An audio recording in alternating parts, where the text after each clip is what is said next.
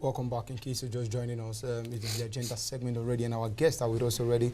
By my right, I have Mr. Stephen Ajia, who is an economic analyst, and by my far left, I have Mr. Rusal Nudin Mohammed, who is an economic analyst. Welcome to the program, gentlemen. Welcome, gentlemen. Okay, the first thing first, we're starting off with a very big one. What worries you most about the Nigerian economy, Mr.? Well, first, good morning. Good morning. Good morning to listening viewers. I think the worrying thing, most worrying thing about the economy is the fact that we're still rigmaroling along one sector. The monoproduct nature of Nigerian economy is the most worrying thing. Everything about Nigerian economy has been centering, is still centering around one commodity, oil. And I will explain to you in briefly. In 2015, oil price went as high as $114. Nigeria was in money.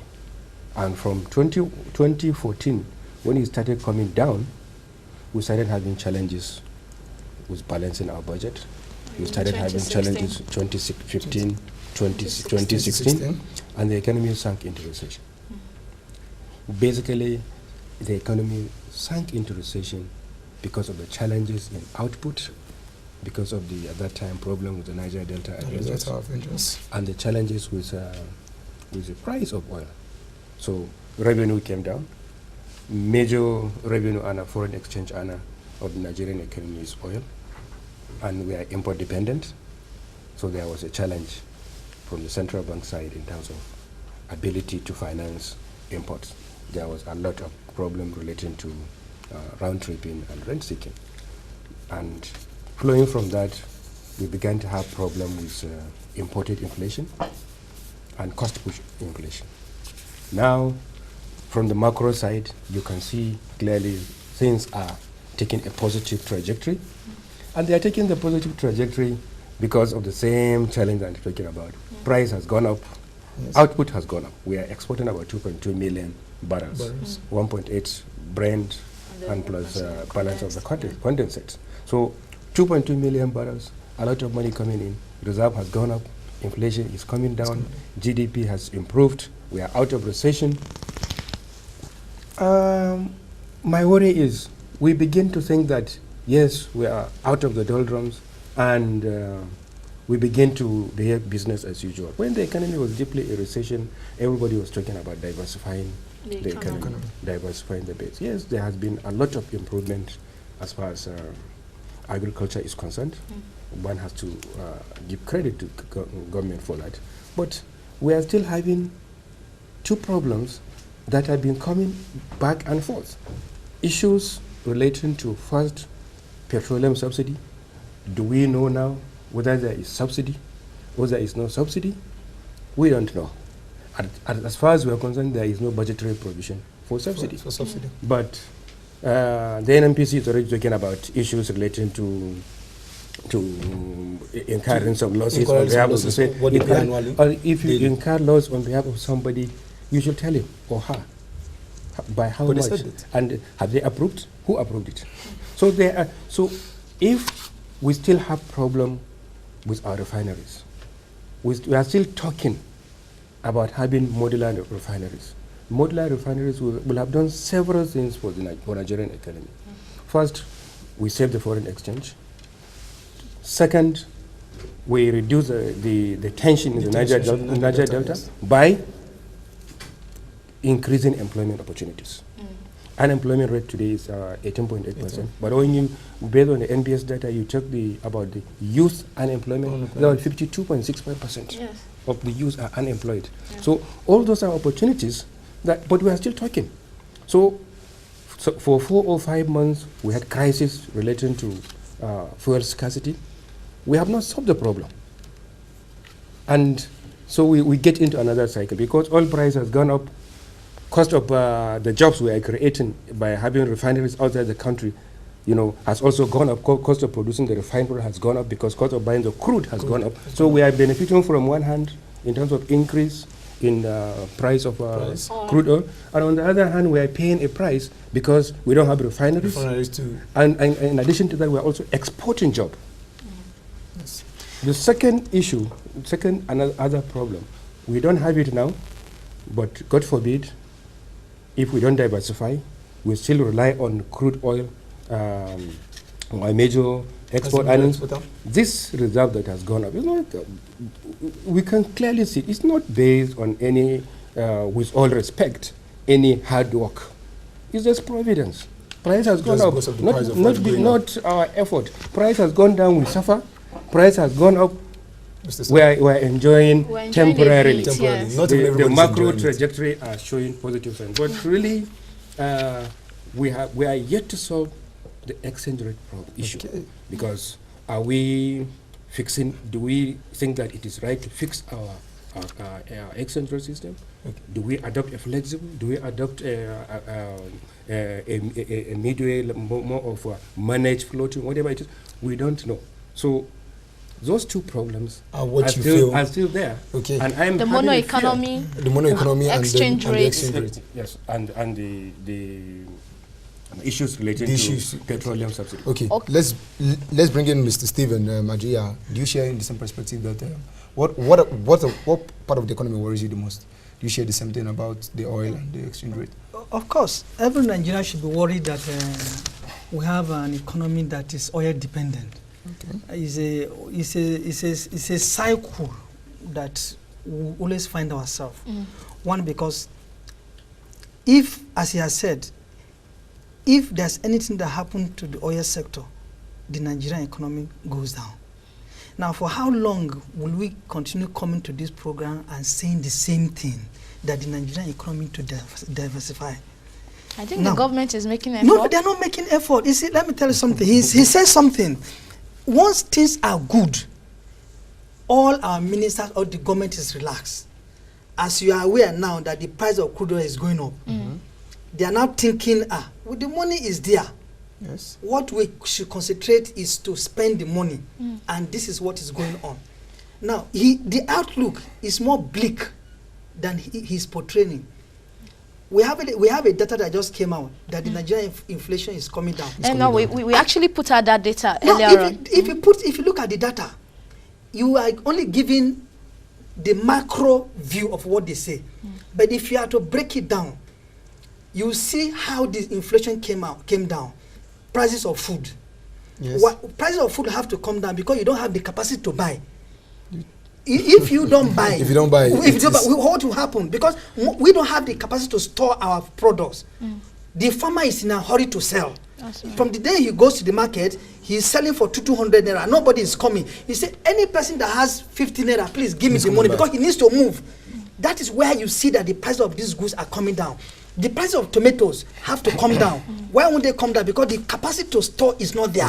And the people who are supposed to buy it and go and use it, they're not there. So now if you come to that, the other side of it, where the real thing is talking about, maybe the restaurant, the hotels, where the prices have continued to go. And instead of inflation coming down from alcohol, instead, the prices are coming down. Why do you think this is happening? Because people need to drink more so that they can perish their problem. That's what is going on. Break it down step by step. You see that it has achieved nothing. Okay. And the prices will always go down. In fact, I'm even expecting the inflation to go down more, because the capacity to purchase is not there. And the central bank is not willing to empower Nigerians. Wait, 4, 6, 8 years ago, the salary of an average minimum salary was 18,000 naira for a worker. Yes, minimum wage. I have a staff that comes from Yanya. That period, transportation was 50 naira from Yanya to this place. Today it is 200, 250. 300. Now 300. Now tell me, where do you think that this minimum wage is going to stay? We are just deceiving ourselves. The agri minister recently said that the food, let me tell you, the price of food, nothing has come down in food. But we actually saw a 1.33 Let me tell you what happened. In food prices in the last inflation figures. Year, compare, you have to take another, you have to get the data to compare. If rice is going for 18,000 naira, or above that, and it was going for 17,000, and you say because of your production, you are telling us that they are no more importing again because we are producing. Yeah. You are not really talking very well. Okay, let's leave that. But do you agree that the Nigerian economy is growing? Because we saw GDP figures for Q4 2017 at 1.92%, and we saw that inflation is also coming down, like you rightly said. Yes. So, but do you agree that the Nigerian economy is growing? Like he said everything. We see at a point our GDP is, don't forget, is the total production. The total production, yes. And what is driving our GDP is the oil. Okay. Because at a point we had only 1 million barrel in a day. Today we are going for about two. So no, we're talking of GDP. No, I'm not just talking about the GDP. I'm talking about, okay, let me rephrase it this way. Yes. Do you think the Nigerian economy is growing in equal proportion with its resources, considering the fact that we have not just oil, we have other things. We have, and the mining sector is there. So do you think the Nigerian economy is growing in equal proportion with its natural resources? Natural resources, and also adding human capital population. Well, the statistics say so, that this is what is happening. My only problem is this. If you say we are producing, what is driving this production? I don't really, there's a problem with this analysis. I think is it growing? No, I think, like I said, you see, there was an argument I had with somebody, and when you said the NBS data came out in the third quarter of this year and said we have exited recession, the economy has started growing marginally as it was, okay? But it has started growing, so we are out of recession. As an economist, I agree that Nigeria has exited recession. But he said, yes, you are an economist. You say you have exited recession. Go and do your arithmetic. But for me, as an ordinary Nigerian, I just feel that we are still in recession. So the point I'm trying to make is, we need to make a distinction between the macro data and the real data. Real data.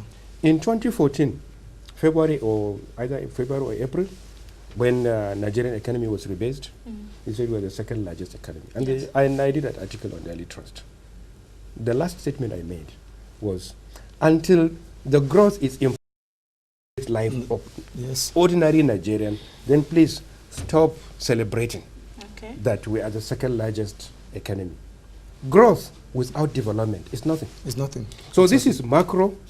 If you say, well, of course, it's one step forward, because it's that step that will give you some kind of a light in a wider horizon. You understand? If you say GDP growth rate has increased to 1.92% from 1.4%, if you say inflation is coming down, if you say exchange rate is going up, it goes to tell a story that if there is growth of 1.92, that means some industries that were down have started picking up. Some sectors and subsectors that were in recession are now in recession, meaning that people are being employed. It's a gradual process. But until that impact is felt by ordinary Nigerians, ordinary Nigerian will not believe that. As far as ordinary was still in recession, just the data I gave you, simple. Yes. We did the unemployment. When you have 18.8%, and when you talk about the youth unemployment of more than 50% of average youth that want a job cannot get it. When you talk about underemployment of about 22% underemployment, in fact, sometimes it is even better for somebody to be called unemployed than underemployed, because it's frustrating. Somebody underemployed because you are doing the job, but you know that you deserve more, and you know that you really don't have a future. But you are doing a lesson teacher to somebody that is affluent, meanwhile you are in a position, you have gone to school. What is needed is you are a graduate. You need a job where you can grow and build a career, but you are busy spending 5, 6, 7 years being a lesson teacher, collecting 7,000. Meanwhile, within those range of 5, 6 years, maybe that child of the affluent must have gone to university, graduated, and issue of job is not a problem to him or her. Yes, it won't be. Still on the as we've entered into the GDP. Yes. The IMF projection that the IMF and federal government has stated that by the end of 2018, that the GDP will grow by 3.5%. Yes. Do you share in this? No. I think right from the projection made by ARGP. Yeah, the ARGP. I think they projected 3.5%. Yes, 5%. In 2017. That's 2017, yeah. 2017. 4.19 or 5%, I cannot remember precisely, but 4.something% in 2018. ARGP projected the economy will slow down in 2019 because of challenges relating to election. It's an election year. It's an election year. And it's naturally expected. So it is good that we have an ARGP because we can be able to, benchmark the progress of government based on an ARGP. But right from day one, we know it is undue over-optimism. But there is nothing wrong in being over-optimistic. Okay. Ajia, do you agree with him? And what do you think we can do to ensure that this growth is realized? Because it's not about just projecting a 3.5 growth for the economy in 2018. What do you think the government needs to do to ensure that we realize this growth? Well, as he said, that the projection is good, so that it increases our optimism on what we need to do. Right now, government is trying in the area of trying to trying to create spending. The level of spending is high. But I think there's a problem. There are so many leakages in the process, because where they are spending, you might disagree with me that we are not really seeing what is happening. If they could borrow, I think 16 trillion in a period of 2 years, according to statistics, and 9.6. It's 9.6 trillion in a period of 2 years. Yeah. And the other government, I think they borrowed about I think about 11 point something trillion. Yeah. You could see that disparity, maybe because they want us to come out of the recession. Yes. But the effect of what they are spending and what we are getting is marginal. And if this thing is true, maybe the construction aspect of it should be able to employ a lot of people. But it is not happening. The construction aspect of it, nobody seems to be doing anything. The Chinese people who are busy everywhere are busy rigmaroling from 1 kilometer road. You will see people, it will take them for 6 months or 1 year, if you are aware of what is happening in Abuja. So I think the people who are supposed to do the job are not doing. One, maybe because the faith in government itself is at its lowest level. Because when you work for government, they are not willing to pay. I was looking at the debt profile of this country, what they have now, the debt profile. It's 21.7 it's terrible. Yes. How the government owe people, they give you job, they are not giving you. I was in one of these government places recently, and I saw somebody who did a job of only 1 million naira, and for the past almost a year, they have not paid him. And the person was practically begging, telling him if he will have something to go and eat at home. That's a problem. Pay people the exact what you have asked them to do, what you have borrowed. Give them so that the economy will be able to, the trust will increase. Okay. That is where the problem is coming from. Yes. I think let's look a little more into this debt. The public debt. Now, the Debt Management Office last week said that the government is trying to restructure the debt profile to ensure that local debt reduced to 60%, while the external debt should be increased to 40%. And this is because they feel, or rather they know that the external debt has lower interest rates. Now, bringing up the issue of Nigeria's debt profile now, what's your take on this? Do you think it's a good move, increasing local debt, rather increasing external debt while reducing local debt? Superficially, is the right thing to do. Okay. Because of the issues relating to the cost of borrowing that you have highlighted. You see, 79% until the last data release, which came down to about 73% of the total debt portfolio, is local debt. And what is it majorly made up of?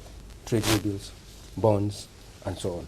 And since we sank into recession, it also got to do with the contradiction of Nigerian economy being a monoproduct. It's all along the same problem. Because when we started having problem with oil price, we started having problem currency crisis, foreign direct and foreign portfolio investors started leaving. So it became very problematic for us to manage our portfolio. Borrowing offshore, even itself within the context of our Nigerian economy, was fairly expensive, but not as expensive as local borrowing. There were difficulties in getting the loans, the foreign borrowings at that time. There were difficulties. So government had no option than to do local borrowing, treasury bills and bonds. And what happened?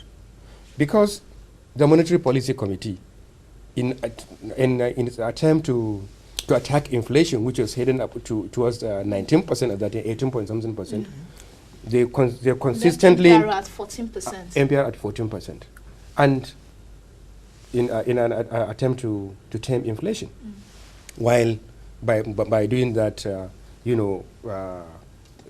surrendering growth, right?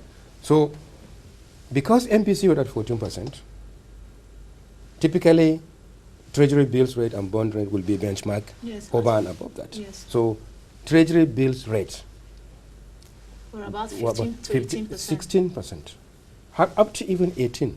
And by the time you take the effective yield, because treasury bills and bonds are not taxable, so plus or minus, effective yield to an investor was about 22% for upward of 2 years. Okay, now so sorry, just me land. Let me just land. Upward of 2 years, that 22% was additional cost that added to this debt profile that we're talking about. And when the DG was talking about last week that at 18.2% debt to GDP ratio, we are okay. We are, because for a country of our grouping, based on IMF World Bank grouping, we can borrow up to 56%. Come on. I think we should tell ourselves the truth. Because somebody just did an analysis on me and say I can borrow, should I just go and be on borrowing spree? What about my debt to revenue ratio? But what I was even trying to bring out was the fact that he said these Chinese people working on our roads and constructions, you see, they keep doing one job over and again for like 6 months. Now, Tillerson, the U.S. former state secretary, said something when he came that Nigeria needs to be careful in taking loans from China. And then you will see that, just like you mentioned, these people give you loan and they also bring in their labor. So is it really wise at this point to be looking at external borrowing, knowing very well that these people will give us their loan and also give us their labor? I don't think, you see, the Chinese, we have had in the history of Black Africa, we have a history of slave trading, we had history of colonialism, pre-colonialism. I think the next colonialism of Africa is going to be by the Chinese. Yes. And it's going to be financial colonialism. So he is right, we just have to be very careful because they are borrowing, we are borrowing from them. They will, very sweet borrowing, like they did on this 4 airport projects. You don't have to pay now. You pay later. You give us the contract. In giving us the contract, we bring all our people to do the job.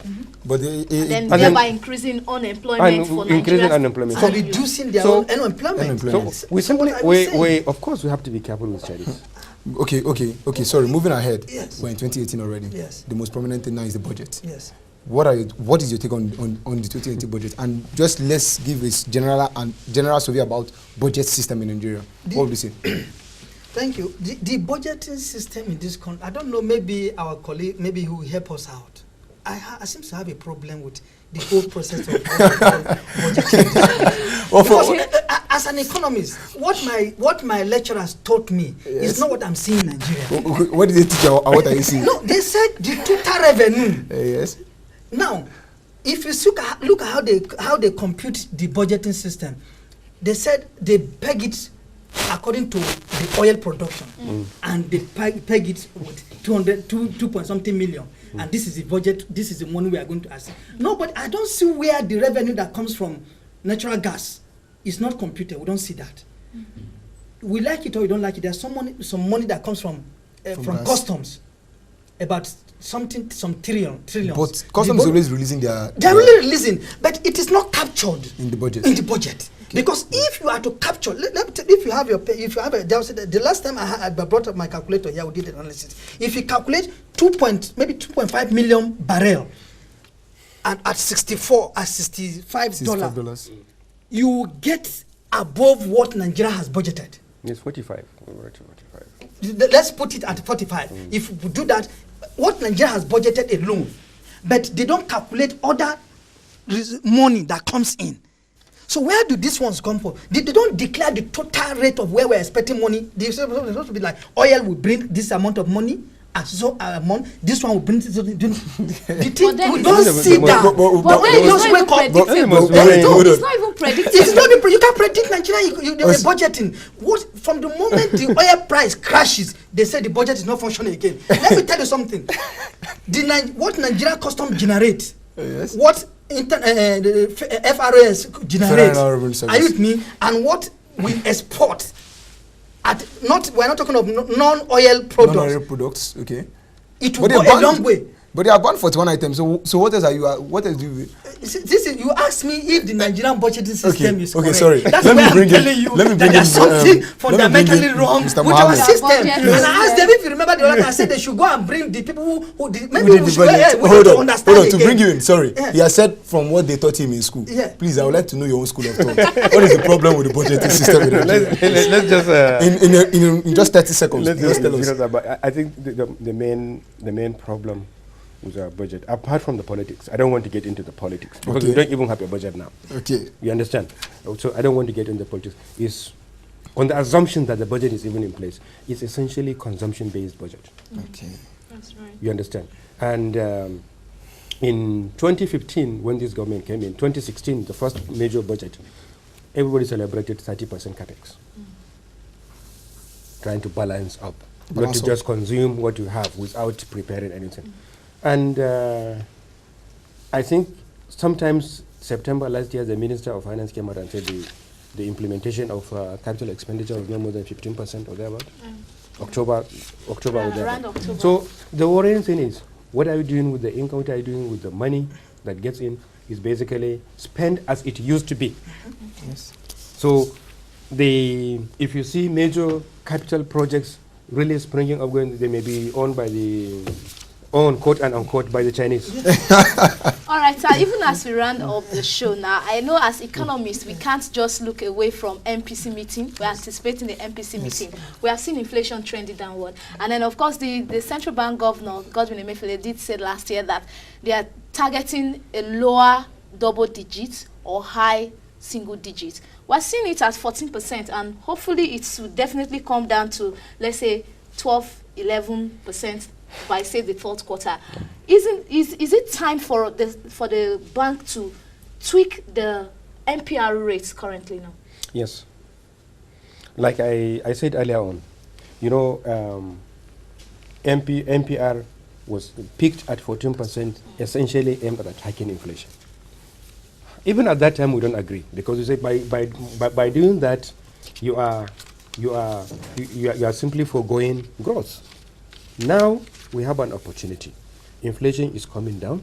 Inflation rate has been coming down consecutively for 13 months. 13 months now. Let MPC bring down rate so that growth can be supported, so that people can be able to borrow optimally. Optimally means borrowing with a capacity to produce and to be able to repay. So in bringing out the MPR rate, SMEs can be able to pick up. But even at that, the central bank must complement that effort. Simply bringing down rate to 12% or 10% or 13% will not propel the economy towards the kind of growth that we want. Income generating businesses, small scale businesses. Maybe all these intervention funds will have to spring up again. But in bringing them out, we must ensure that the securitization arrangement is watertight, so that at the end of the day, either the deposit money banks or the central bank, the primary guarantor, does not lose the money. The most important thing is the money gets into the right hands of real Nigerian entrepreneurs that are prepared to utilize the money, grow their wealth, and pay off. All right, thank you very much, sir. We're looking forward to April 3rd and 4th to know if these changes will be implemented in the MPRO. All right, that's the much we can take on the show today. We've been talking with Rislanuddin Mohammed and Stephen Ajia. These are economists who have been able to explain to us some of the things that are getting us confused. All right, that's the much we can take for today. Join us tomorrow, same time, same station. I am Helena Olori. And do share your own school of thought with us on our social media platform. The conversation continues. I'm Henry Esomchi. Do have a lovely week ahead. Thank you for joining us.